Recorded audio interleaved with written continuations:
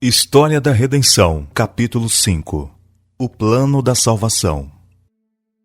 O céu encheu-se de tristeza quando se compreendeu que o homem estava perdido, que o mundo que Deus criara deveria encher-se de mortais condenados à miséria, enfermidade e morte, e não haveria um meio de livramento para o transgressor. A família inteira de Adão deveria morrer. Vi o adorável Jesus e contemplei uma expressão de simpatia e tristeza em seu rosto. Logo, eu o vi aproximar-se da luz extraordinariamente brilhante que cercava o Pai. Disse meu anjo assistente: ele está em conversa íntima com o Pai. A ansiedade dos anjos parecia ser intensa, enquanto Jesus se comunicava com seu Pai. 3 vezes foi encerrado pela luz gloriosa que havia em redor do Pai. Na 3ª vez, ele veio de seu Pai e podia ser visto. Seu semblante estava calmo, livre de toda perplexidade e inquietação, e resplandecia de benevolência e amabilidade, tais como não podem exprimir as palavras. Fez então saber ao exército angelical que um meio de livramento fora estabelecido para o homem perdido. Dissera-lhes que estivera a pleitear com seu Pai, oferecera-se para dar sua vida como resgate e tomar sobre si a sentença de morte, a fim de que, por meio dele, o homem pudesse encontrar perdão, que pelos méritos de seu sangue e obediência à lei divina, ele poderia ter o favor de Deus e ser trazido para o belo jardim e comer do fruto da árvore da vida. A princípio, os anjos não puderam regozijar-se, pois seu comandante nada escondeu deles, mas desvendou-lhes o plano da salvação. Jesus lhes disse que ficaria entre a ira de seu Pai e o homem culpado, que ele enfrentaria a iniquidade e o escárnio, e que poucos apenas o receberiam como o Filho de Deus. Quase todos o odiariam e rejeitariam. Ele deixaria toda a sua glória no céu, apareceria na terra como homem, humilhar-se-ia como homem, familiarizar-se-ia pela sua própria experiência com as várias tentações com que o homem seria assediado, a fim de que pudesse saber como socorrer os que fossem tentados. Finalmente, depois de cumprida sua missão como ensinador, seria entregue nas mãos dos homens e suportaria quantas crueldades e sofrimentos Satanás e seus anjos pudessem inspirar ímpios homens a infligir. Ele morreria a mais cruel das mortes, suspenso entre o céu e a terra, como um pecador criminoso. Sofreria terríveis horas de agonia, as quais nem mesmo os anjos poderiam contemplar, mas esconderia seu rosto dessa cena. Ele suportaria não apenas agonia física, mas também mental, com que o sofrimento físico de nenhum modo se poderia comparar. O peso dos pecados do mundo inteiro estaria sobre ele. Disse-lhes que morreria e ressuscitaria no 3º dia, e ascenderia a seu Pai para interceder pelo homem perdido e culposo. Um meio de salvação. Os anjos prostraram-se diante dele, ofereceram suas vidas. Jesus lhes disse que pela sua morte salvaria muitos, que a vida de um anjo não poderia pagar a dívida. Sua vida unicamente poderia ser aceita por seu Pai, como resgate pelo homem. Jesus também lhes disse que teriam uma parte a desempenhar, estar com ele e fortalecê-lo em várias ocasiões, que ele tomaria a natureza decaída do homem e sua força não seria nem mesmo igual a deles, e seriam testemunhas de sua humilhação e grandes sofrimentos, e ao testemunharem seus sofrimentos e o ódio dos homens para com ele, agitar-se-iam pelas mais profundas emoções e pelo seu amor para com ele, desejariam livrá-lo, libertá-lo de seus assassinos, mas que não deveriam intervir para impedir qualquer coisa que vissem, e que desempenhariam uma parte em sua ressurreição, que o plano da salvação estava ideado, e seu Pai aceitara esse plano. Com santa tristeza, Jesus consolou e animou os anjos, e os informou de que, dali em diante, aqueles que ele remisse estariam com ele, e com ele sempre morariam, e que pela sua morte resgataria a muitos e destruiria aquele que tinha o poder da morte. E seu Pai lhe daria o reino e a grandeza do reino sob todo o céu. e ele o possuiria para todo sempre. Satanás e os pecadores seriam destruídos para nunca mais perturbarem o céu ou a nova terra purificada. Jesus ordenou que o exército celestial se conformasse com o plano que seu Pai aceitara e se regozijassem de que o homem decaído de novo pudesse ser exaltado mediante a sua morte, a fim de obter o favor de Deus e desfrutar o céu. Então a alegria, inexprimível alegria, encheu os céus, e o exército celestial cantou um cântico de louvor e adoração. Tocaram harpas e cantaram em tom mais alto do que o tinham feito antes, pela grande misericórdia e condescendência de Deus, entregando o seu muito amado para morrer por uma raça de rebeldes. Derramaram-se louvor e adoração pela abnegação e sacrifício de Jesus, por consentir ele em deixar o seio de seu Pai e optar por uma vida de sofrimento e angústia, e morrer uma morte ignominiosa, a fim de dar sua vida por outros. Disse meu anjo assistente: pensas que o Pai entregou seu muito amado filho sem esforço? Não, absolutamente. Foi mesmo uma luta para o Deus do céu decidir se deixaria o homem culpado perecer ou se daria seu amado filho para morrer por ele. Os anjos estavam tão interessados na salvação do homem que se podiam encontrar entre eles os que deixariam sua glória e dariam a vida pelo homem que iria perecer. Mas, disse o anjo, isto nada adiantaria. A transgressão era tão grande que a vida de um anjo não pagaria a dívida. Nada, a não ser a morte e intercessão de seu filho, pagaria essa dívida e salvaria o homem perdido da tristeza e miséria sem esperanças.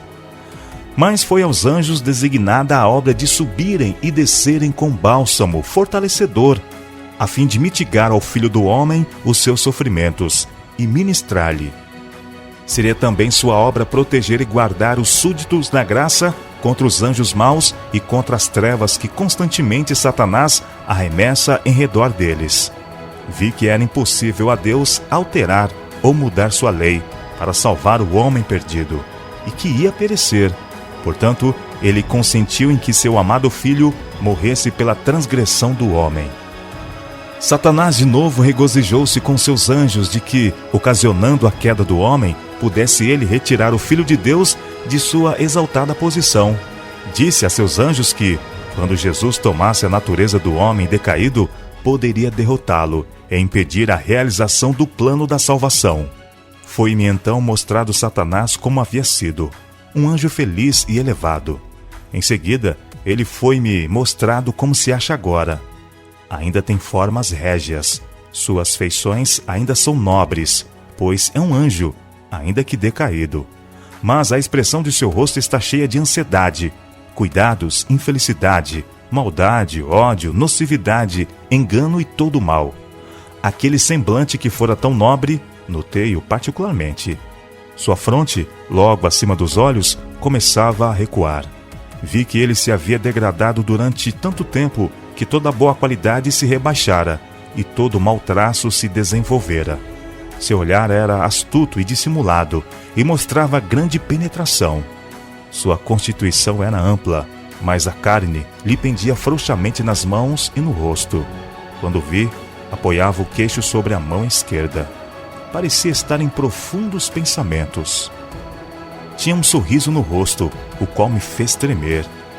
Tão cheio de maldade e dissimulação satânica era ele. Este sorriso é o que ele tem precisamente antes de segurar sua vítima, e ao fixá-la em sua cilada, tal sorriso se torna horrível.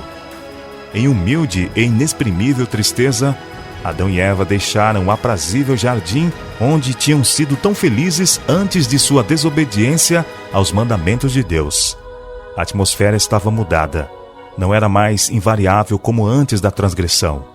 Deus vestiu-os com roupas de pele para protegê-los da sensação de frio e calor a que estavam expostos. A imutável lei de Deus. Todo o céu pranteou como resultado da desobediência e queda de Adão e Eva, a qual trouxe a ira de Deus sobre a raça humana. Foram cortados da comunicação com Deus e precipitados em desesperadora miséria. A lei de Deus não podia ser mudada para atender às necessidades humanas, pois no planejamento divino ela jamais iria perder a sua força, nem dispensar a mínima parte de seus reclamos. Os anjos de Deus foram comissionados a visitar o decaído par e informá-los de que, embora não pudessem mais reter a posse de seu estado santo, seu lar edênico, por causa da transgressão da lei de Deus, seu caso não era, contudo, sem esperança. Foram então informados de que o Filho de Deus, que conversara com eles no Éden, fora tocado de piedade ao contemplar sua desesperada condição, e que voluntariamente tomara sobre si a punição devida a eles, e morreria para que o homem pudesse viver, mediante a fé na expiação que Cristo propôs fazer por ele. Mediante Cristo, a porta da esperança estava aberta, para que o homem, não obstante seu grande pecado, não ficasse sob o absoluto controle de Satanás. A fé nos méritos do Filho de Deus elevaria o homem de tal maneira que ele poderia resistir aos enganos de Satanás. Um período de graça se lhes ia concedido, pelo qual, mediante uma vida de arrependimento e fé na expiação do Filho de Deus, ele pudesse ser redimido de sua transgressão da lei do Pai, e assim ser elevado a uma posição em que seus esforços para guardar a lei fossem aceitos. Os anjos relataram-lhes a tristeza que sentiram no céu, quando foi anunciado que eles tinham transgredido a lei de Deus, o que tornou necessário que Cristo fizesse o grande sacrifício de sua própria preciosa vida. Quando Adão e Eva compreenderam quão exaltada e sagrada era a lei de Deus, cuja transgressão fez necessário um dispendioso sacrifício para salvá-los e a sua posteridade da ruína total, pleitearam sua própria morte, ou que eles e sua posteridade fossem deixados a sofrer a punição de sua transgressão, de preferência a que o amado Filho de Deus fizesse este grande sacrifício. A angústia de Adão aumentou. Viu que seus pecados eram de tão grande magnitude que envolviam terríveis consequências. Seria possível que o honrado comandante celestial, que tinha andado com ele e com ele conversado quando de sua santa inocência, a quem os anjos honravam e adoravam, seria possível que ele tivesse de se rebaixar de sua exaltada posição para morrer por causa da transgressão dele? Adão foi informado de que a vida de um anjo não podia pagar o seu débito. A lei de Jeová, o fundamento de seu governo no céu e na terra, era tão sagrada como ele próprio. E por esta razão, a vida de um anjo não podia ser aceita por Deus como sacrifício por sua transgressão. Sua lei é mais importante a seus olhos do que os santos anjos ao redor de seu trono. O Pai não podia abolir nem mudar um preceito de sua lei para socorrer o homem em sua condição perdida. Mas o Filho de Deus, que em associação com o Pai criara o homem, podia fazer pelo homem uma expiação aceitável a Deus, dando sua vida em sacrifício e enfrentando a ira de seu Pai. Os anjos informaram Adão que, assim como sua transgressão tinha produzido morte e infidelidade, vida e imortalidade seriam produzidas mediante o sacrifício de Jesus Cristo. Uma visão do futuro. A Adão foram revelados importantes eventos futuros, de sua expulsão do Éden ao dilúvio, e progressivamente até o primeiro advento de Cristo sobre a terra. Seu amor por Adão e sua posteridade levaria o Filho de Deus a condescender em tomar a natureza humana e assim elevar, mediante sua própria humilhação, todos aqueles que nele crescem. Tal sacrifício era de suficiente valor para salvar o mundo inteiro, mas apenas uns poucos se beneficiariam da salvação a eles levada por tão maravilhoso sacrifício. Muitos não se satisfariam com as condições requeridas deles para serem participantes da sua grande salvação. Eles prefeririam o pecado e transgressão da lei de Deus ao arrependimento e obediência, confiando pela fé nos méritos do sacrifício oferecido. Esse sacrifício era de tão infinito valor que tornava o homem que dele se prevalecesse mais precioso do que o ouro fino, mais precioso mesmo que uma peça de ouro de Ofir. Adão foi transportado através de sucessivas gerações e viu o incremento do crime, da culpa e degradação, porque o homem render-se-ia às suas fortes inclinações naturais para transgredir a santa lei de Deus. Foi-lhe mostrada a maldição de Deus caindo cada vez mais pesadamente sobre a raça humana, sobre os animais e sobre a terra, por causa da contínua transgressão do homem. Viu que a iniquidade e a violência aumentariam constantemente. Contudo, em meio a toda a maré de miséria e infortúnio humanos, existiriam sempre uns poucos que preservariam o conhecimento de Deus e permaneceriam imaculados em meio à degeneração moral prevalecente. Adão foi levado a compreender o que o pecado é, transgressão da lei. Foi-lhe mostrado que a degenerência moral, mental e física seria para a raça o resultado da transgressão, até que o mundo se enchesse com toda a espécie de miséria humana. Os dias do homem foram encurtados por seu próprio curso de pecados na transgressão da justa lei de Deus. A raça foi afinal tão grandemente rebaixada que pareceu inferior e quase sem valor. Os homens foram, em geral, incapazes de apreciar o mistério do Calvário, os grandes e elevados fatos da expiação e o plano da salvação por causa da condescendência da mente carnal. Contudo, não obstante a debilidade e enfraquecimento do poder mental, moral e físico da raça humana, Cristo, fiel ao propósito pelo qual deixar o céu, mantém um interesse pelos fracos, desvalidos e degenerados espécimes de humanidade e convida-os a ocultar nele suas fraquezas e grandes deficiências. Se vierem a ele, ele suprirá todas as suas necessidades. A oferta sacrificial. Quando Adão, de acordo com as especiais determinações de Deus, fez uma oferta pelo pecado, isto foi para ele a mais penosa cerimônia. Sua mão devia levantar-se para tirar a vida, que somente Deus podia dar, e fazer uma oferta pelo pecado. Pela primeira vez teria de testemunhar a morte. Ao olhar para a vítima ensanguentada, contorcendo-se nas agonias da morte, ele devia contemplar pela fé o Filho de Deus, a quem a vítima prefigurava, e que devia morrer em sacrifício pelo homem. Esta oferta cerimonial, ordenada por Deus, devia ser para Adão uma perpétua recordação de sua culpa e também um penitente reconhecimento de seu pecado. Esse ato de tirar a vida deu a Adão um profundo e mais perfeito senso de sua transgressão, que nada menos que a morte do amado Filho de Deus podia expiar.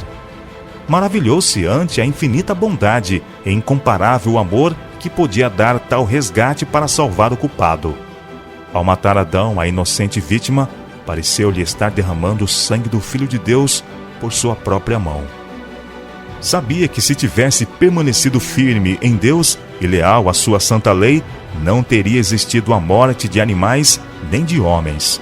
Todavia, nas ofertas sacrificais que apontavam para a grande e perfeita oferta do amado Filho de Deus, apareceria a estrela da esperança para iluminar o escuro e terrível futuro e aliviá-los desta completa desesperança e ruína. No começo, o chefe de cada família era considerado governador e sacerdote de sua própria casa. Depois, ao multiplicar-se a raça sobre a terra, homens divinamente apontados realizavam esse solene culto de sacrifício pelo povo. O sangue dos animais devia ser associado na mente dos pecadores com o sangue do Filho de Deus. A morte da vítima devia evidenciar a todos que o castigo do pecado era a morte. Pelo ato do sacrifício, o pecador reconhecia sua culpa e manifestava sua fé, olhando para o grande e perfeito sacrifício do Filho de Deus, que as ofertas de animais prefiguravam. Sem a expiação do Filho de Deus, não poderia haver comunicação de bênçãos ou salvação de Deus ao homem. Deus tinha zelo pela honra de sua lei. A transgressão desta lei causou uma terrível separação entre Deus e o homem. A Adão, em sua inocência, fora assegurada comunhão direta, livre e feliz com seu Criador. Depois de sua transgressão, Deus se comunicaria com o homem mediante Cristo e os anjos.